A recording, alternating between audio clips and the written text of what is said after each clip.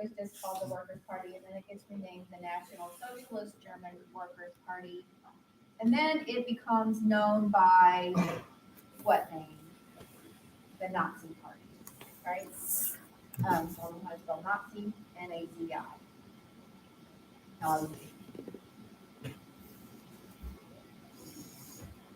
And he rises to power in this party. He becomes a leader, and the word for leader in Germany was the Führer. And he becomes known as the Führer, even when he takes over national leadership. Now, remember, he is only the leader of this party right now, right? Yeah. And it's a teeny tiny party. When we talk about these little parties in Germany, there were a ton of them. They weren't like the big, like we've got our two big parties here. It's not like 50% of the country at all. This is a small portion that Hitler is involved in. And when did you join that party?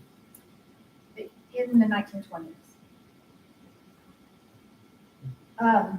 So one of the things he does while he is in the leadership of this party is he creates and he organizes a paramilitary troop.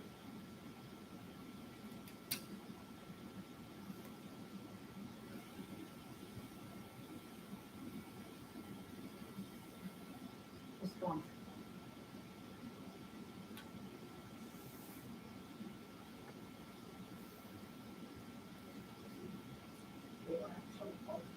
No, I just had Star Wars going through my head.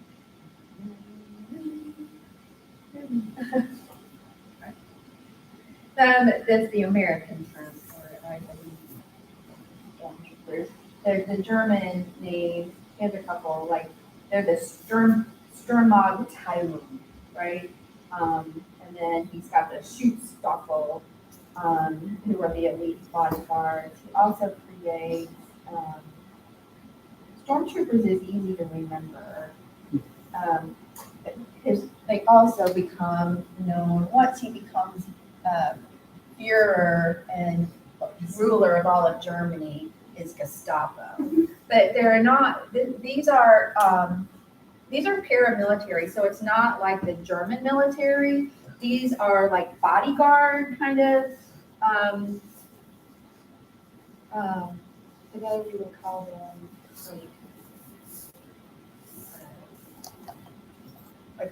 like a militia, like a protest militia. So essentially what they do is they are a secret, it's not secret, everybody knows who they are, but they are loyal to the Führer and Hitler only. And Hitler uses his stormtroopers to go after political opposition. And they use a lot of terror tactics and just illegal actions, right? To put fear into people and to keep his political opposition down and to run them out of business by any means whatsoever.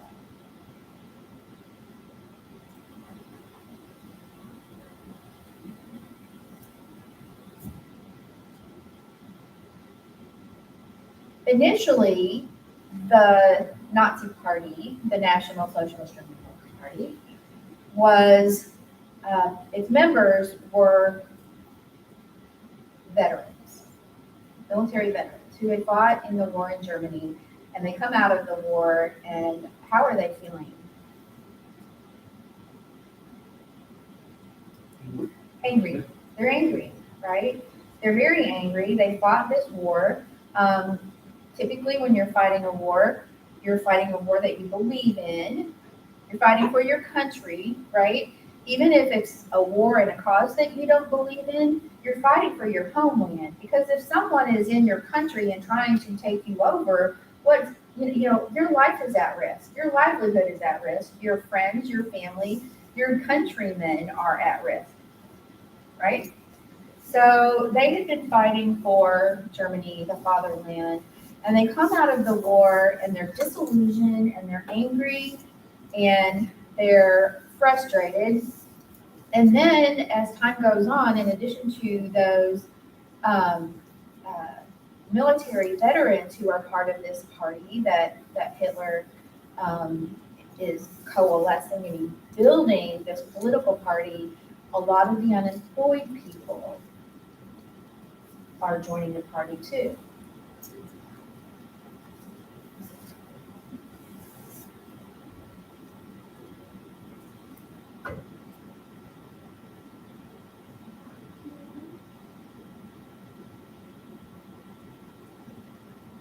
By 1932,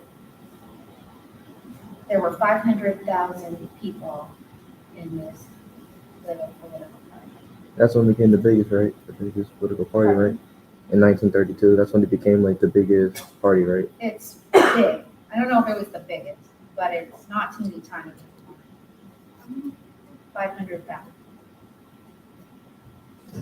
So think about the unemployed. What has happened in 1919 with the Paris Peace Conference, that peace treaty? Let's put that into practical application. If you live in Germany, we're demilitarized, we've taken on the war guilt, and we have to pay reparations. What is the economy like? Trash. It is trash. It is really, really bad. Things are hard. So people are disillusioned. They're walking around.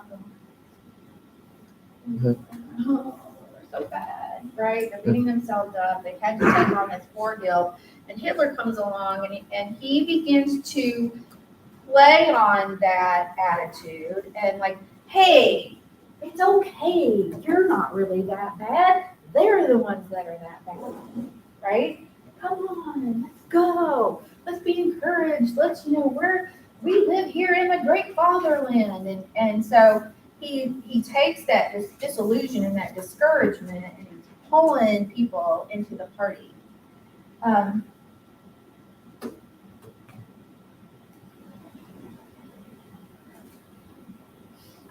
In, I think at 1923, but I think it was 1933. Hang on just a second, I'm going to Google something. Because that doesn't make sense.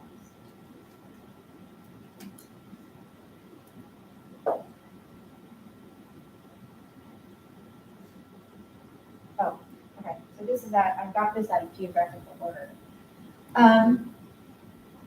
Probably should have started with it. So, no, it is in geographical order. So he founded this National Socialist German Workers' Party.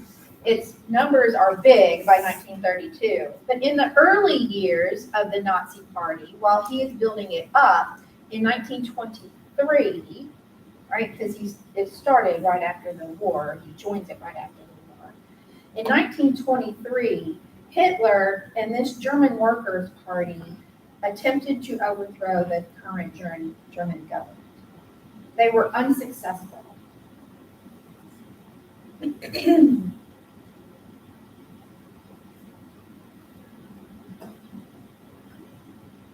Hitler is thrown in jail.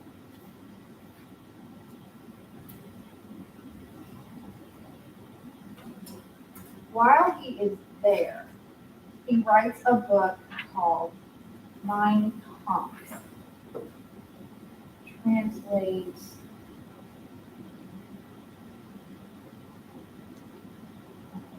into My Struggle. My Struggle. And in this, he writes a lot about the war, the German people, and how he is struggling personally and for the nation to create, and what ends up coming out of this book is his philosophy, and of course, what I'm looking for will be on the bottom of this staff. His personal philosophy of the German people and the Aryan race. He envisioned creating the perfect race, based on the German people,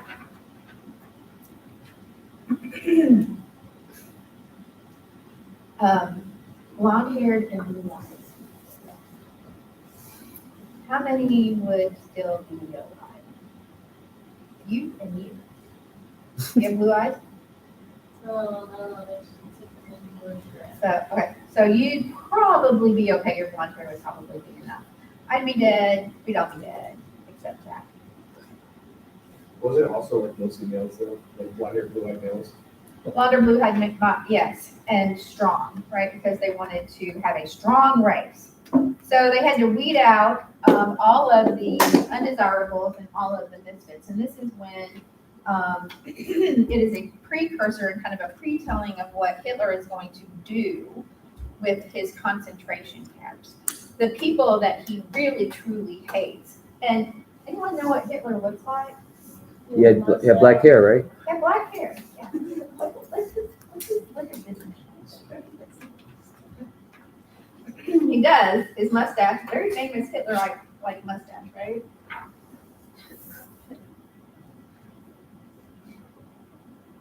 I feel so fancy. Thank you.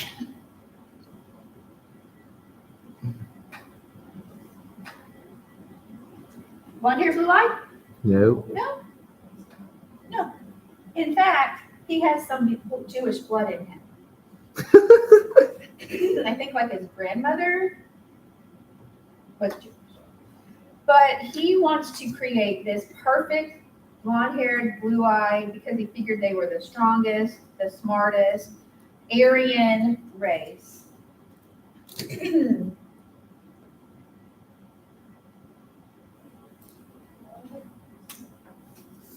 And in order to do that, you have to get rid of the undesirables.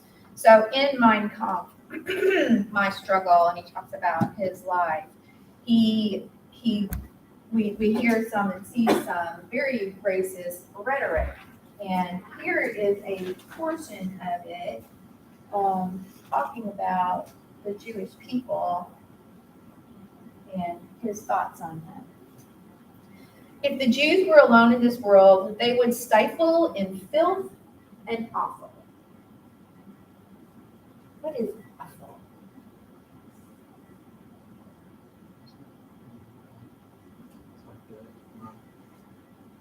It's feces.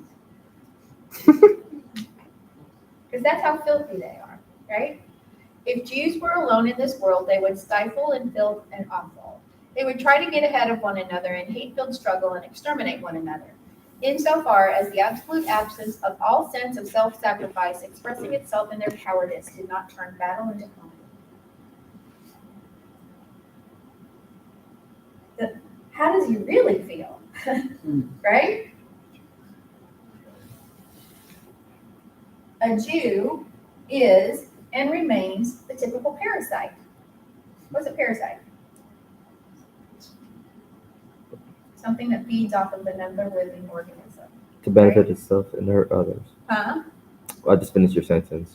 I just said to benefit itself and to hurt others. Yes, you have to hurt others in order to benefit. A Jew is and remains the typical parasite, a sponger who, like a noxious bacillus, keeps like a bacteria, keeps spreading as soon as a favorable medium invites him. And the effect of his existence is also like that of spongers. Wherever he appears, the host people dies out after a shorter or longer period. They ruin society, right? This is all only a portion of what he wrote. The Jew has always been a people with definite racial characteristics and never a religion. Only in order to get ahead, he early sought for a means which could distract unpleasant attention from his person. So they're kind of faking this religion, right, to kind of make themselves seem like not such a terrible, horrible, noxious beings. And what would have been more expedient and at the same time more innocent than the embezzled concept of a religious community? Due to his own original special nature, the Jew cannot possess a religious institution, if for no other reason because he lacks idealism in any form, and hence belief in a hereafter is absolutely foreign to him. So he just kind of like co-opts someone else's religion and said, "Oh yeah, I have religion. Respect me." Is this pretty clear? His distaste for Jews. So he begins. Okay, so back.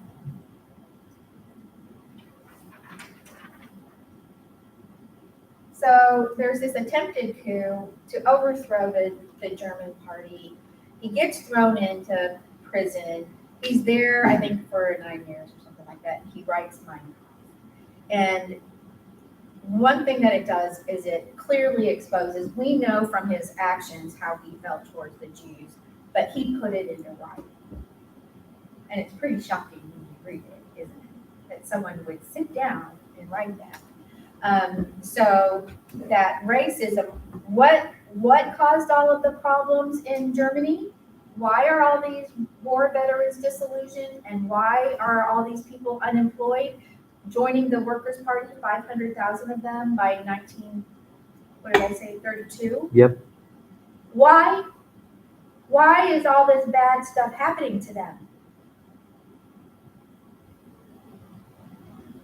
The Jews! Seems kind of racist, but alright.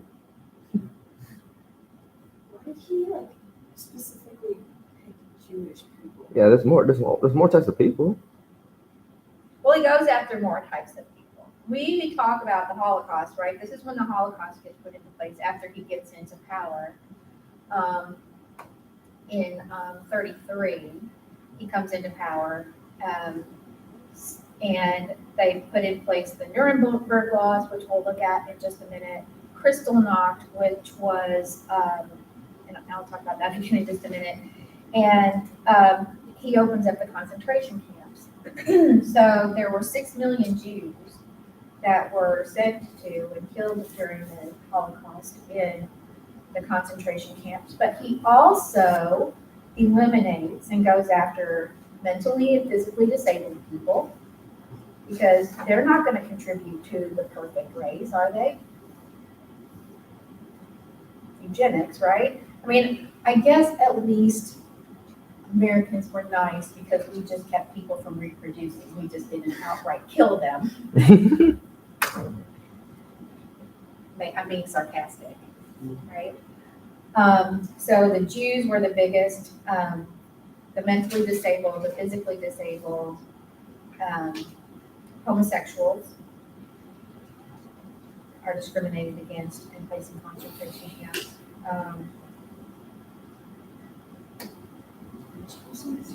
Gypsies, yep.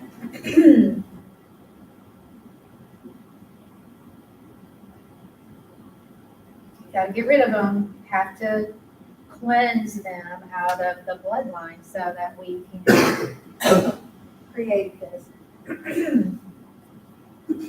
German race, perfect German race.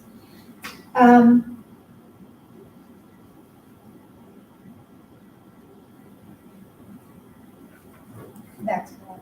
So when he comes into power and the Nazi Party eventually in 1933 takes control of all of Germany, there was never a time when a majority of the Germans voted him in.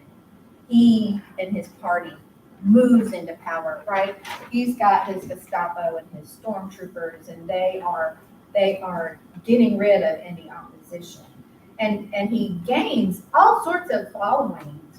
The Nazi Party grows and it continues to grow.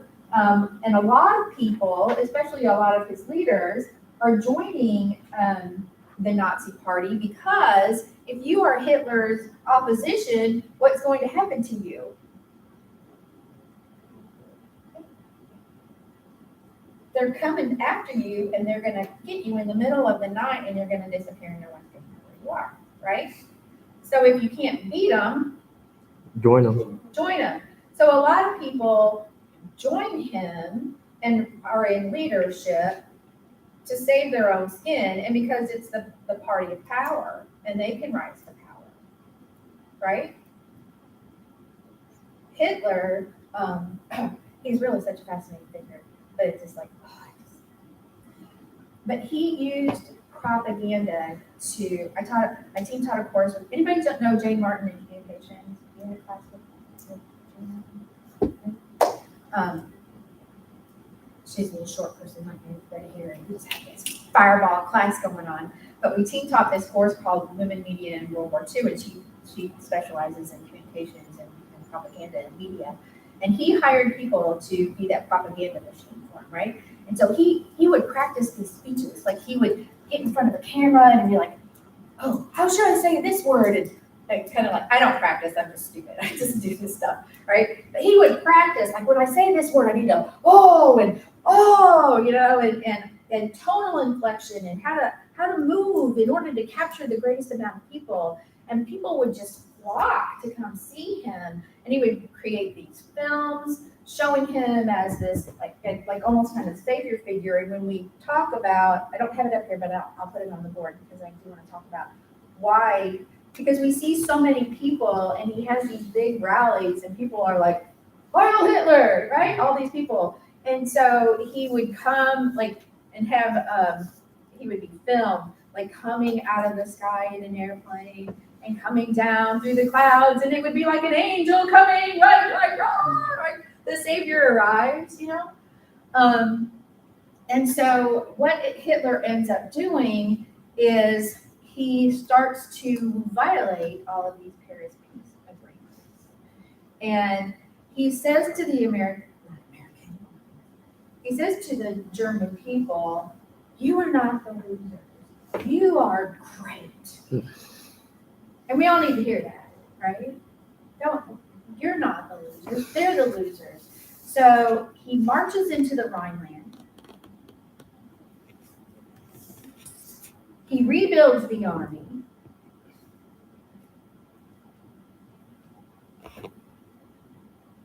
And he starts putting people back to work in a program called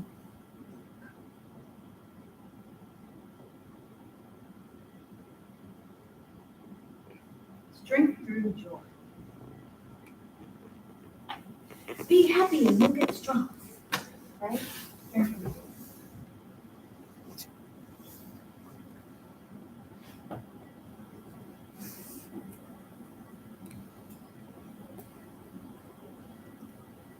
So he begins building the people's morale. He begins rebuilding the economy. He begins getting people back to work, providing for vacations and time for people to take off with their families and doing a lot for the German people. And the German people were like, "Oh my God, I need something," right? Maybe die. If they didn't think that, at least they were willing to go, and kind of take a blind eye to what was going on with what's happening with the Jews in their communities. So as he's building up the German people and as he's preaching about this perfect Aryan race and this strong Aryan race and this strong German nationalism, he's really ramping up the discrimination against Jews. And a lot of German towns begin to ban Jews from within their borders. A lot of Jews are fleeing Germany, smartly so, right? Have y'all read Anne Frank? They have to hide, right? Because they're coming after them, and they're afraid. In 1935, he passes the Nazi Party, and the party is in power in 33. Laws like these are called the Nuremberg laws.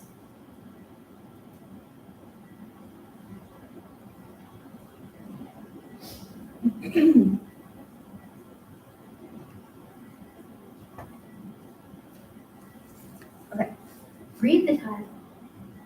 Law for the protection, is protecting something? protecting something. We don't want to do bad things, right? Law for the protection of German blood and honor. Right? So you go from, so like, you're going to protect my blood and honor? Right? Okay. Here's one. Oh, here's the intro. Oh, yeah. Okay. Imbued with the knowledge that the purity of German blood is the necessary prerequisite for the existence of the German nation, and inspired by an inflexible will, typo, to maintain the existence of the German nation for all future times, the Reichstag, the government, has unanimously, their Congress, adopted the following law, which is now enacted. Article 1.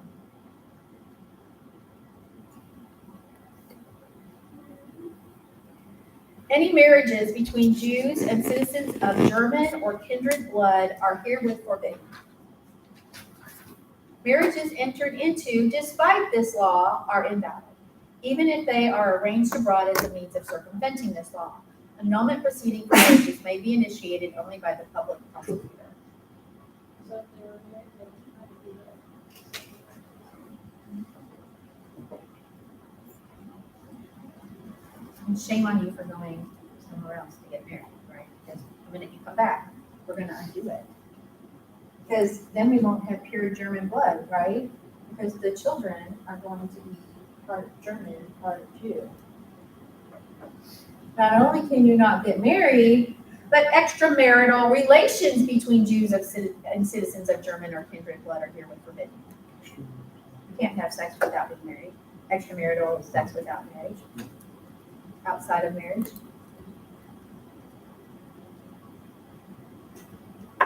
Breaking the law, right? So if you're caught, what's going to happen to you? Jail. Not good things. Article 3, and this is just only part of the normal.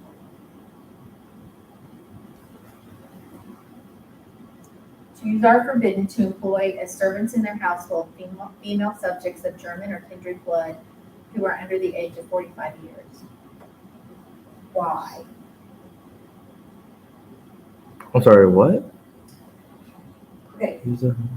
law for the protection of Oh. German blood and honor. Jews cannot employ servants, cannot employ female German women under the age of 45. Because at that time we were going through menopause? Can I get it? Well, yeah, after 45, women typically aren't giving birth. Why? I have no idea. So healthy and young. So And the Jewish employers are probably going to have extramarital relationships with their servants. Mm-hmm. Isn't that what that implies? I was in the ballpark. And therefore they'll have children and then the blood is going to be, right? Right? Mhm. German blood and German honor is going to be almost up. So the Nuremberg laws are put into place in 1935.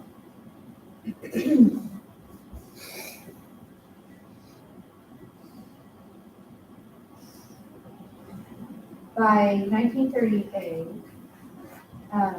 more than 100,000 Jews had left the country and had been forced to surrender their property to the state.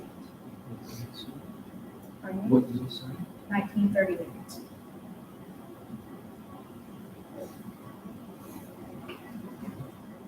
And in that same year, an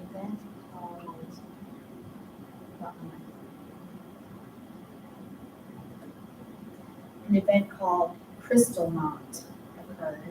And Kristallnacht translates as Night of the Broken Glass. They Oh. put down all the Jewish synagogues in Germany or something like that.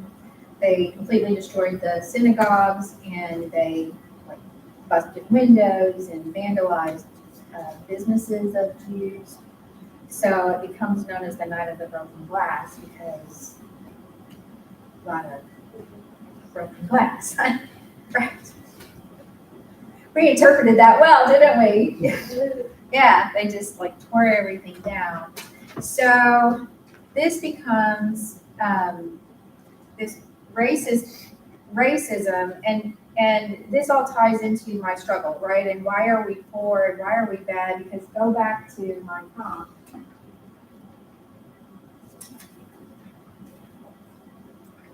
In that middle paragraph, if I can get it up there.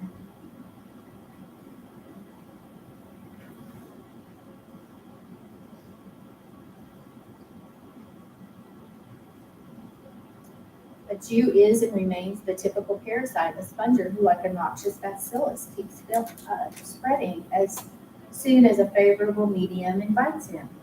Germany has let Jews in, right? And the effect of his existence is also like that of spongers. Wherever he appears, the host people dies out after a shorter, longer period.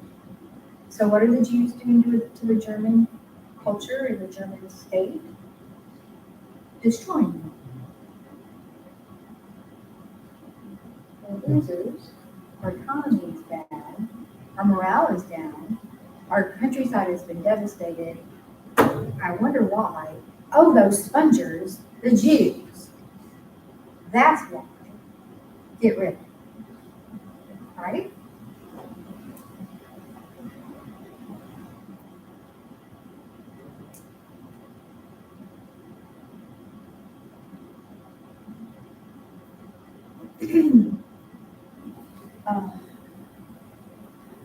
So I was reviewing these notes and going over this, and because it's been really stressful lately, and this class, man, my philosophy in life, and I'm old, okay, right? I'm old, okay, everything.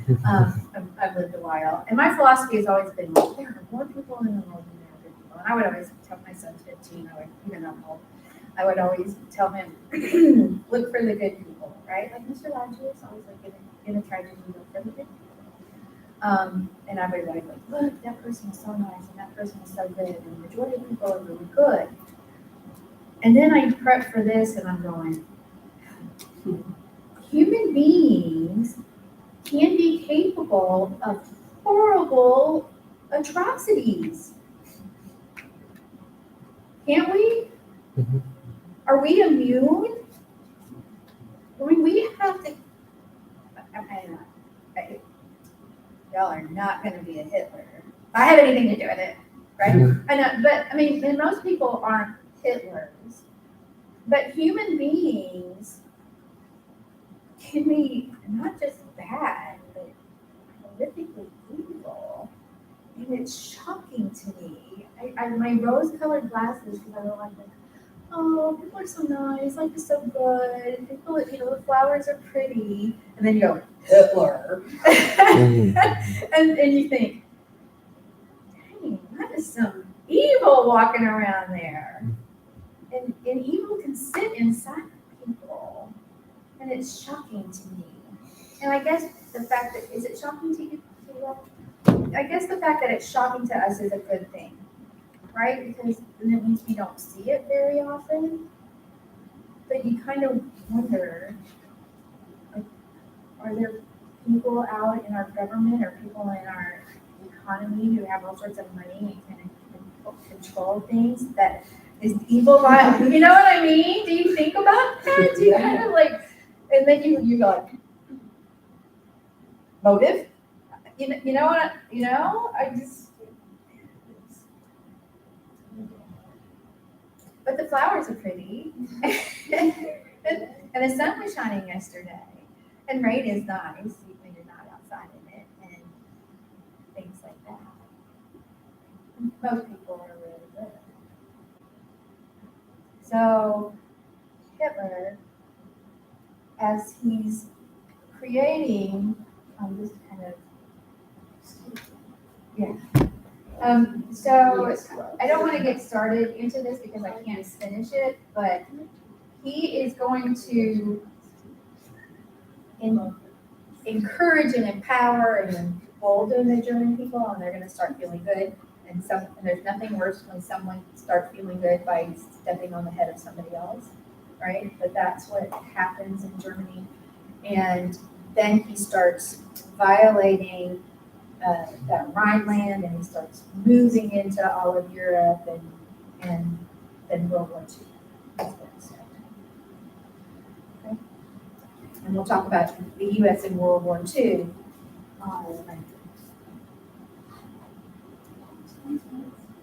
Yes. So we're almost at the weekend, and if you want to have class, we'll come to class. Perfect. I know we are. It's Wednesday, so let me get our plan A and plan B up in case anybody wants to look at it a little bit further and think a little bit further about what you want to do. And Second, the one what happened in 1941.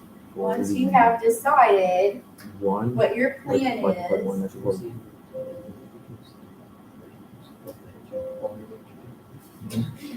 you can bring your card to the front, or I'll pick them up or something and shuffle them, and then I'll That's count funny. them. Gotcha. No, you're good. And do not have an even vote, because I don't know what happened. I don't want to break it down. Just pick one up and whatever it is. There's an That's even. what- Oh, yeah. Then we'll shuffle, that's what we'll do. I like that. That What do way you it doesn't fall on me. I don't have to. That way the people who voted against. Y'all voting a little too quickly, bro. All right.